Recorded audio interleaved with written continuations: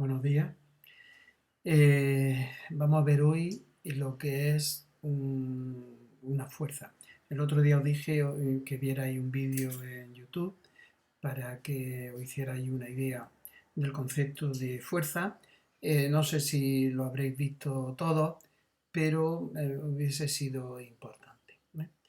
Eh, lo primero que quiero deciros es que el concepto de fuerza no es, digamos, un concepto que no hemos inventado los hombres. Por lo visto, es un concepto que se encuentra en la naturaleza. Porque como veremos más adelante, solamente hay cuatro tipos de fuerza, solamente hay cuatro posibilidades de que intervengan fuerzas, ¿vale? Lo primero es ver qué dice, cuál es la definición de fuerza. Fuerza, llamamos fuerza a toda interacción. Interacción significa acción mutua. Acción mutua significa que al mismo tiempo se produce sobre dos cuerpos, ¿vale? Es una interacción mutua entre dos cuerpos que provoca deformación o cambio en el estado de reposo o movimiento del cuerpo, es decir, aceleración. Es decir, la fuerza es todo aquello que produce deformación o que produce aceleración. ¿Y qué es deformar? Deformar es cambiar de forma. Si yo cojo la plastilina, le hinco el dedo, la estoy deformando, le he tenido que ejercer una fuerza. Pero al mismo tiempo que yo he ejercido una fuerza sobre la plastilina ha ejercido una fuerza sobre mi dedo. Las dos cosas al mismo tiempo. Aunque yo sea el que inicialmente he tenido la idea de ir y posar mi dedo sobre la plastilina y apretar, en el momento en el que yo deformo, al mismo tiempo yo ejerzo una fuerza sobre la plastilina que la deformo, pero la plastilina también ejerce una fuerza sobre la punta de mi dedo que también habrá quedado deformada, ¿vale? Esa es una de las dos cosas que produce la fuerza, deformaciones. Pero las fuerzas también producen cambios en el estado de reposo o movimiento de los cuerpos. ¿Qué significa eso? Pues que si un cuerpo está quieto, está en reposo, para que se mueva, para que empiece a moverse, hay que aplicarle una fuerza. O si un cuerpo se está moviendo con movimiento rectilíneo y uniforme, es decir, con velocidad constante, si queremos que cambie ese movimiento, por ejemplo, que se mueva más rápido, o que de pronto la trayectoria, en vez de ser una línea recta, sea una línea curva, pues también tiene que intervenir una fuerza, ¿vale? Todo lo que no sea reposo o movimiento rectilíneo uniforme está provocado por la acción de una fuerza.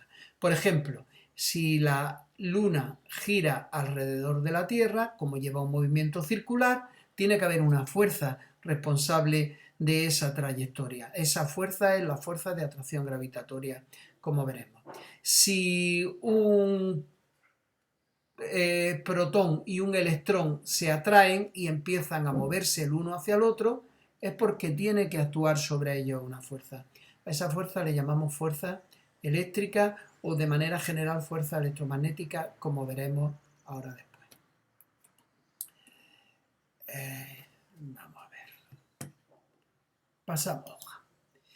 Y las fuerzas se miden en Newton. Para que os hagáis una idea, bueno, Newton fue un científico inglés que en el siglo XVII estableció pues, los principios de la física y por eso se le ha puesto su nombre para hacerle un homenaje a la unidad de fuerza. La unidad de fuerza se denomina Newton, y para que tengáis una idea, un newton, la unidad, un newton, es la fuerza que hay que aplicarle a un cuerpo de un kilogramo es por ejemplo un litro de agua. Imaginaros que tenéis una botella de un litro de agua, así que va a rodar, una botella de un litro de agua. Está en reposo y vamos a aplicarle una fuerza, vamos a tirar con una cuerdecita de ella hacia adelante. Pues un newton es la fuerza que hay que aplicarle a un cuerpo de un kilogramo para que adquiera una aceleración de 1 metro partido segundo al cuadrado.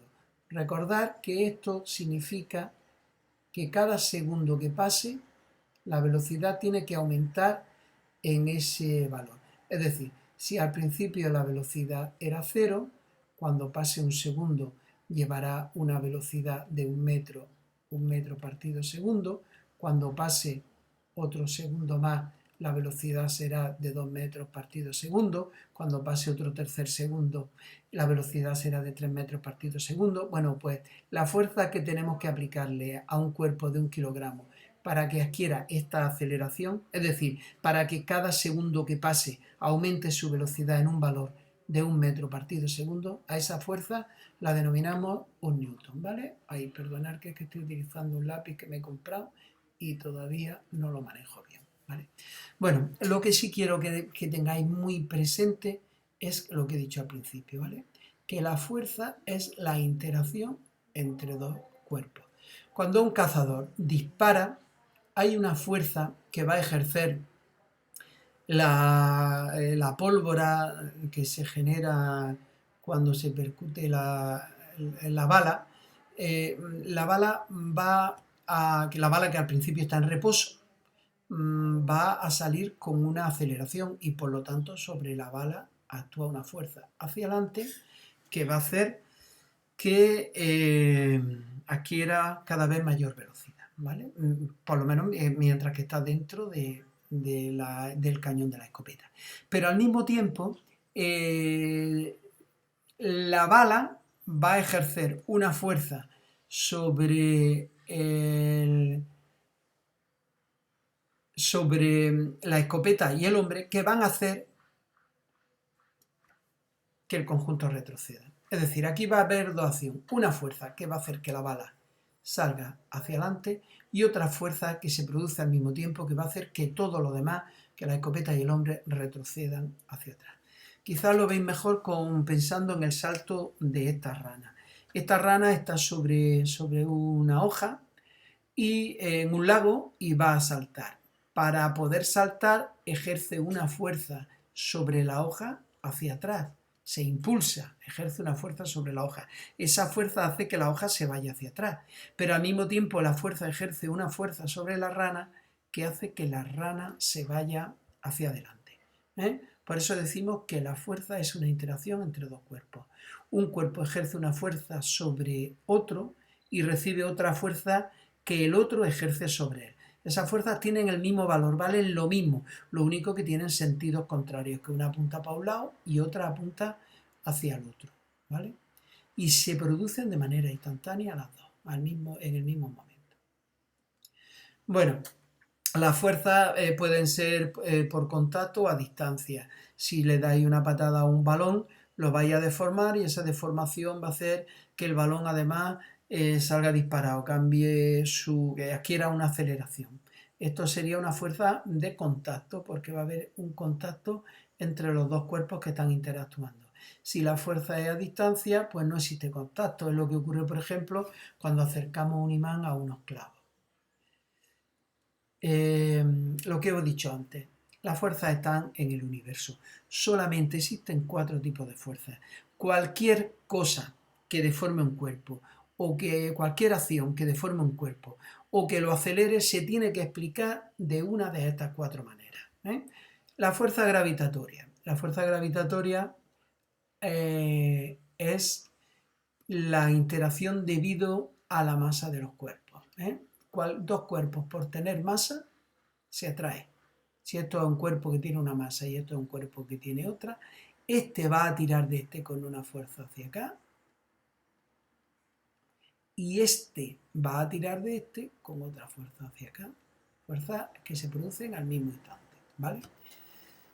Lo que pasa es que la fuerza de atracción, la fuerza gravitatoria solamente es apreciable cuando la masa de uno de los cuerpos es enorme de grande, por lo menos la masa de uno de los cuerpos.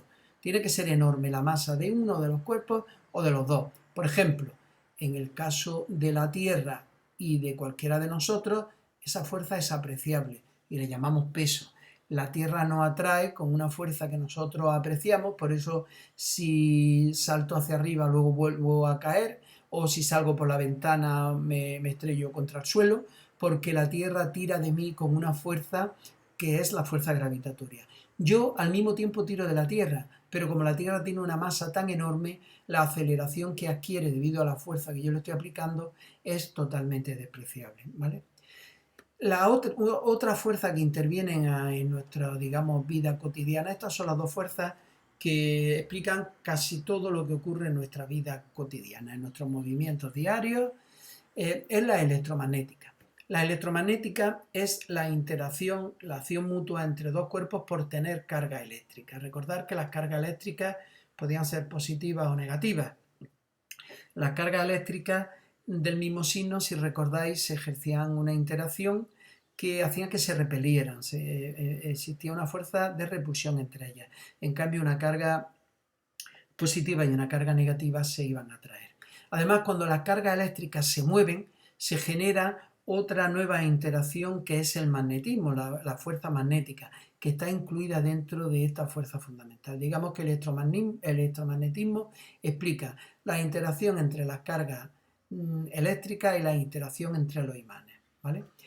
Es responsable de la atracción y de la repulsión eléctrica y magnética. Luego nos encontramos con dos fuerzas que ocurren a nivel del núcleo de los átomos y por lo tanto nosotros no las apreciamos mucho, aunque son imprescindibles para la estabilidad de la materia.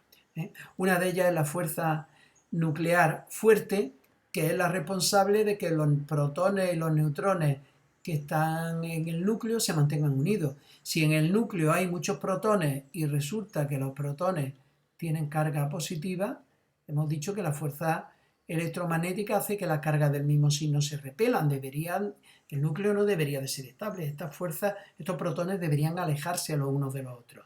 Entonces, si esto no ocurre así, es porque tiene que haber una fuerza que actúa a corta distancia y que los mantiene unidos en el núcleo de manera estable.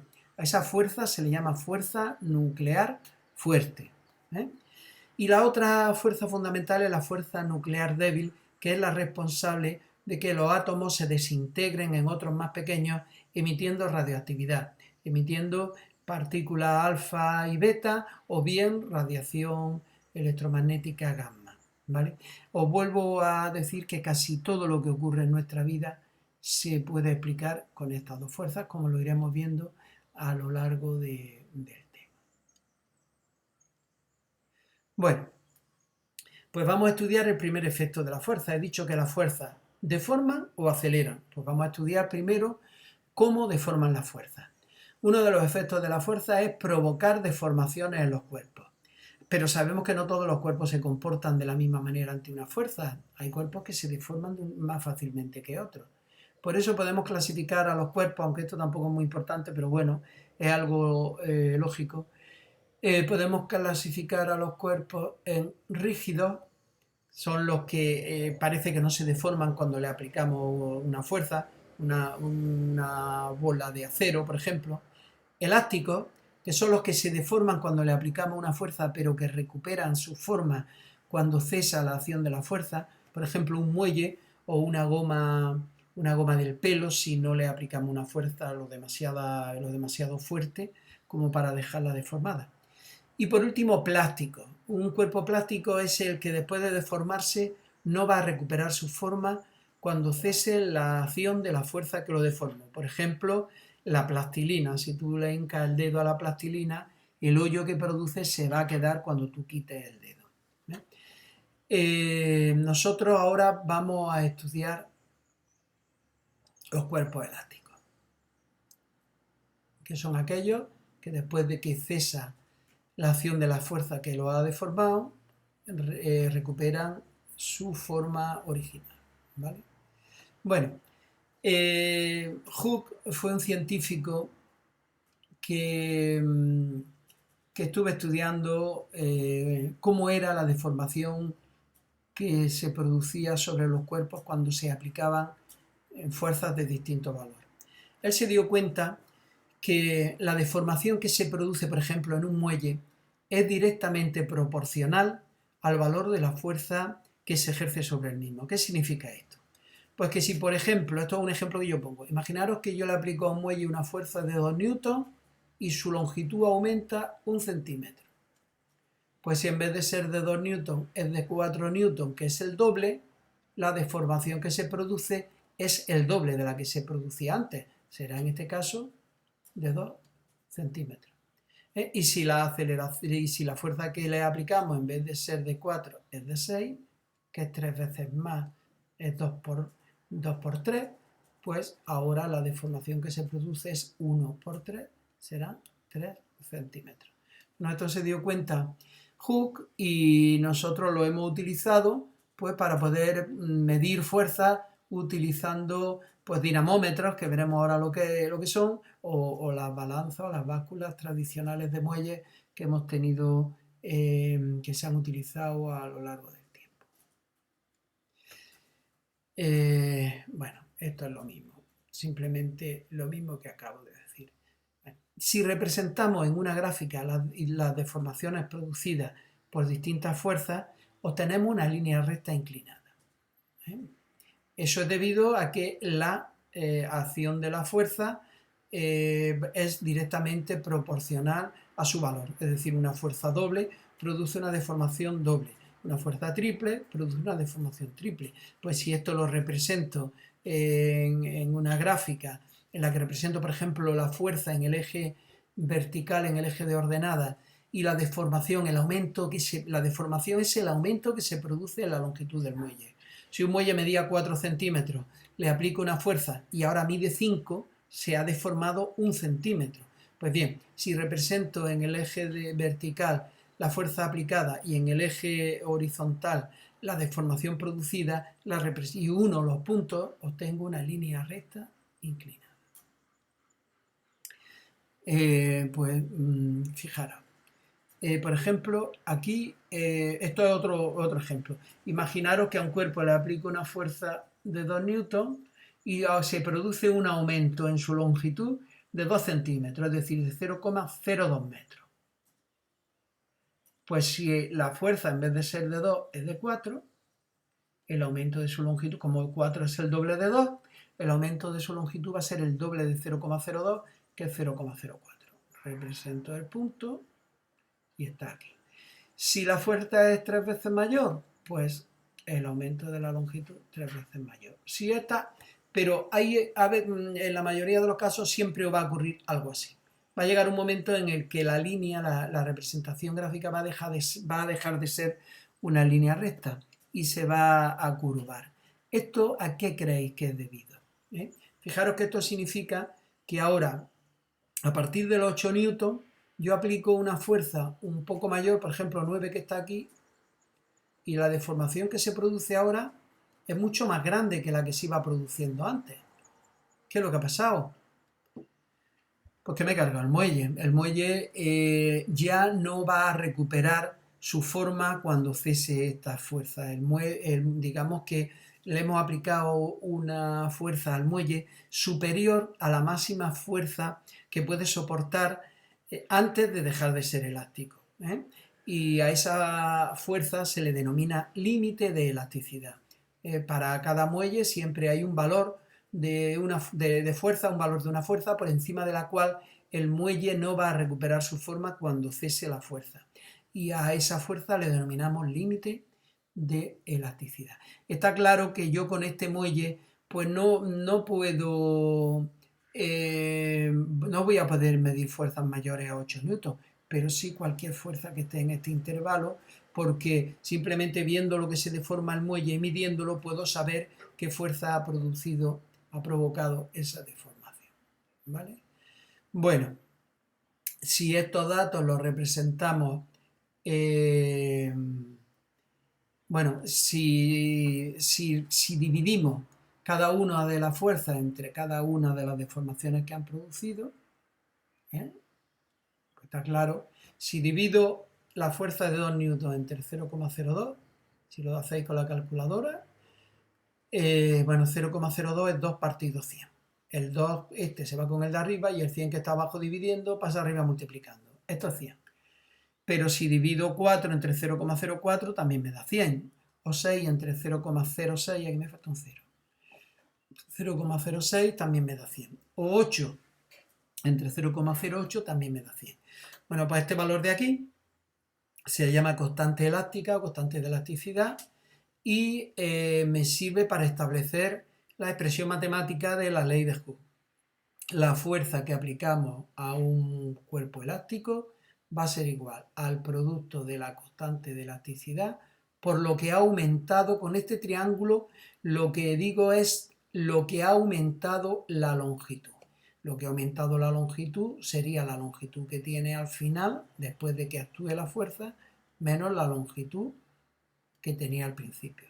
Luego la ley de Hooke, si queréis, también la podéis entender de esta manera. L menos L sub 0. Vale, pues fijaros, ¿qué significa la constante elástica o la constante de elasticidad? 100 newton partido metro no es lo mismo que poner 100 newton partido un metro. Esto significa que para que ese muelle aumente su longitud, se deforme un metro, yo le tengo que aplicar una fuerza de 100 newton. ¿Vale? Cada muelle tiene una constante de elasticidad característica. Imaginaros que un muelle, en vez de tener una constante de elasticidad de 100 newton por metro, tiene una constante de elasticidad de 1000 newton por metro. Entonces, ¿qué ocurre en este caso? En este caso, para que se produzca una deformación del muelle de un metro, para que aumente su longitud un metro, ahora le tengo que aplicar una fuerza de 1000 newton, 10 veces mayor a la de antes. ¿Cuál de los dos muelles creéis que será más rígido? ¿Cuál de los dos muelles creéis que va a costar más trabajo de formar? Pues el que tiene la constante de elasticidad mayor.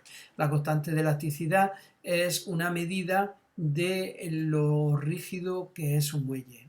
Cuanto mayor sea la constante de elasticidad, mayor trabajo me va a costar deformarlo. ¿Vale? Mayor fuerza voy a tener que aplicar para deformarlo. Bueno, esta es la expresión de la ley de Hooke, lo que he comentado antes. Esta es expresada de la otra manera. Ahí os he puesto lo que os acabo de comentar. Y aquí tenéis dos muelles. Si os pregunto que cuál de los dos tiene una mayor constante de elasticidad o elástica, está claro que sería este de aquí arriba. Me va a costar mucho más trabajo deformarlo que este de aquí abajo. Ya os dais cuenta que eso depende pues, del tipo del material, del grosor, etc. Esto lo hemos utilizado pues, para medir fuerzas. Un dinamómetro es simplemente un muelle que está metido dentro de un tubo de plástico y que está calibrado. Entonces yo voy a tirar del muelle con una fuerza de esta punta del dinamómetro con una fuerza y el muelle que hay dentro se va a deformar. Viendo la deformación producida, pues puedo medir la fuerza que estoy aplicando sobre el muelle. Es una aplicación, el dinamómetro es una aplicación de la ley de Hooke.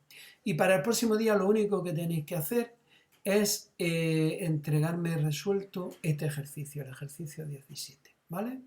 Venga, muchas gracias.